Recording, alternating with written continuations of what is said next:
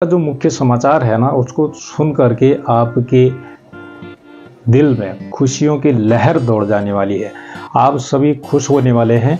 ऐसी खुशी ही ऐसी है। कुछ ऐसी सौगात वित्त मंत्रालय ने, भारत सरकार ने कल दी है, उसकी जानकारी मैं आज आपको देने वाला हूँ। क्या कहा गया है, किन बारे में बात हुई है, किस चीज़ों के बारे में हमारी जीत हुई है, जिसके लिए हम पिछले कई समय से इंतज़ार में थे और कई टाइम से हम सारे भारतीय जीवन बीमा निगम के अभिकर्ता उसके लिए लड़ाई लड़ रहे थे। आज वो हम लोगों के लिए खुशियाँ आ ही गई हैं। दोस्तों, उन चीज़ों को, उस समाचार को जानने से पहले आप मेरा नाम जान लीजिए। मैं हूं गोपाल दुर्गाई, भारतीय जीवन बीमा निगम का अभिकर्ता, और आप देख रहे हैं बीमा गुरुकुल बीजी।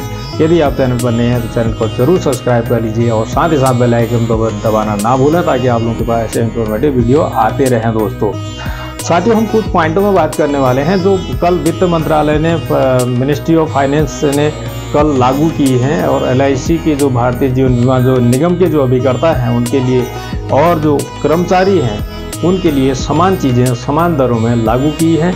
जो भारतीय जीवन बीमा निगम के 13.5 लाख लगभग एजेंट हैं और 1 लाख से ऊपर कर्मचारी हैं, उनके लिए क्या क्या चीज़ें इसमें बढ़ोतरी की गई है, खासकर एजेंटों के लिए, तो उसके बारे में हम आज चर्चा करने वाले हैं। दोस्तों, मैंने यहाँ पर टॉपिक दिया है, अब LIC एजेंट का भी होगा भला।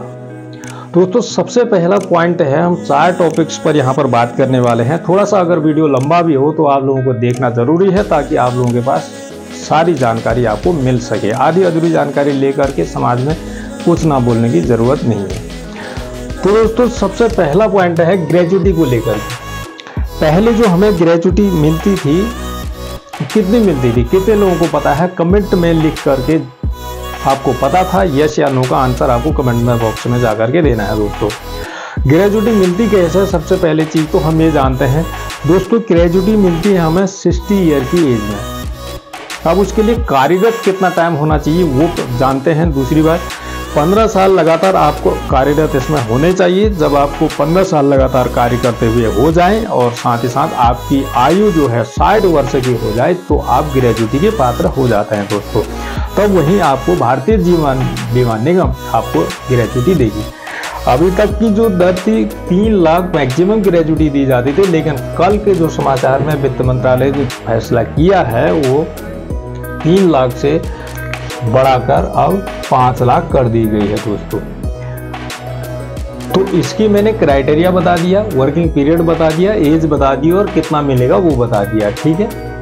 अब दूसरी चीज है रीअपॉइंटमेंट एजेंट्स कमीशन। ये रीअपॉइंटमेंट एजेंट्स का कमीशन जो है, इसके लिए पहले अभी तक एजेंटों के जो कल्याण के लिए कोई बातें होती थी, तो वो रीअपॉइंटमेंट एजेंट का पुराना कमीशन नहीं मिलता था यदि कोई रीअपॉइंटमेंट एजेंट है तो। लेकिन अब भारत सरकार कह रही है कि कल वित्त मंत्रालय ने ये बात कही है कि अगर कोई एजेंट 2 साल से टर्मिनेटेड था, अगर वो पुनः अपनी एजेंसी को चालू करना चाहता है, तो उसका पीछे का जो कमीशन है वो भी उसको देय होगा। एजेंटों के भले के लिए, उसकी फैमिली के प्रोटेक्शन के लिए, उसकी फैमिली की आर्थिक स्थिति को सुधारने के लिए ये बात कही गई है। तीसरी चीज की अगर हम बात करें तो यहाँ पर जो बात कही गई है वो टर्म इंश्योरेंस की बात कही गई है। दोस्तों, टर्म इंश्योरेंस, यदि किसी एजेंट की डेथ हो जाती है किसी कारणवश, तो उसको टर्म इंश्योरेंस का जो कवर होगा, पहले 3,000 से 10,000 रुपये का जो स्लैब था, अब वो हो गया है 25,000 से 1.5 लाख तक। यानी कि बहुत ज़्यादा बढ़ोतरी हुई है। 10,000 कहाँ 1.5 लाख, और कहाँ 3,000, कहाँ 25,000। तो दोस्तों, ये एक ऐसा प्रोटेक्शन है, जो भी एजेंट भाई अब काम करते हैं भारतीय जीवन बीमा निगम के साथ, और अभी खुदा न खास्ता कभी उनकी डेथ हो जाती है, तो उनकी फैमिली को एक अच्छा प्रोटेक्शन मिलेगा, एक अच्छी मनी मिल जाएगी। दोस्तों, दूसरी, अब चौथी चीज़, जो चौथा पॉइंट है वो है फैमिली पेंशन।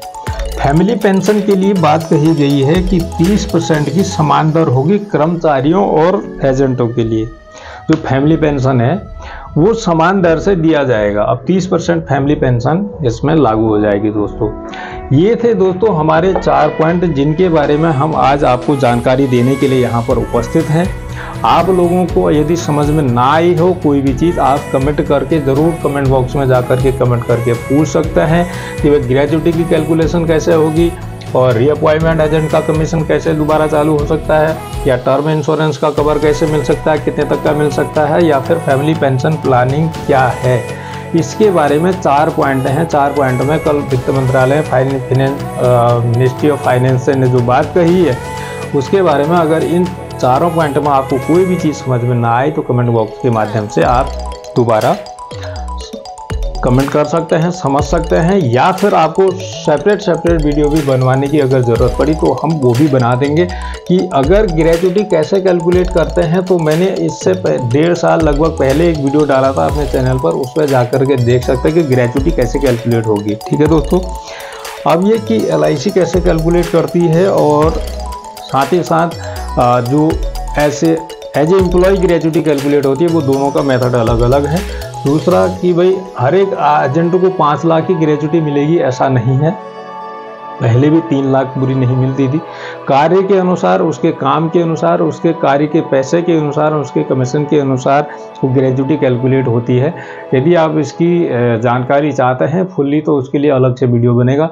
आज के लिए इतना ही, और चैनल पर यदि नए हैं तो ज़रूर सब्सक्राइब करिएगा और साथ ही साथ दूसरे लोगों को भी इसको भेजना ना भूलें, ताकि आपकी जिम्मेदारी भी है कि आप दूसरों को भी भेजें, ताकि 13 लाख एजेंट तक ये वीडियो जाना चाहिए और पहुंचना चाहिए। सबको पता चलना चाहिए कि कैसे उनके लिए एक अच्छी न्यूज़ उनके सामने आई है। और मैं दोबारा से आपको एक बार शुभकामनाएं, हार्दिक शुभकामनाएं देता हूं। आपको बधाई के पात्र हैं, शुभकामनाएं हैं। आप इसी तरह से भारतीय जीवन बीमा निगम के साथ कार्य करें और आगे बढ़ें, अच्छा नाम कमाएं और कंपनी को भी आगे लेकर जाएं। धन्यवाद। जय हिंद, जय भारत।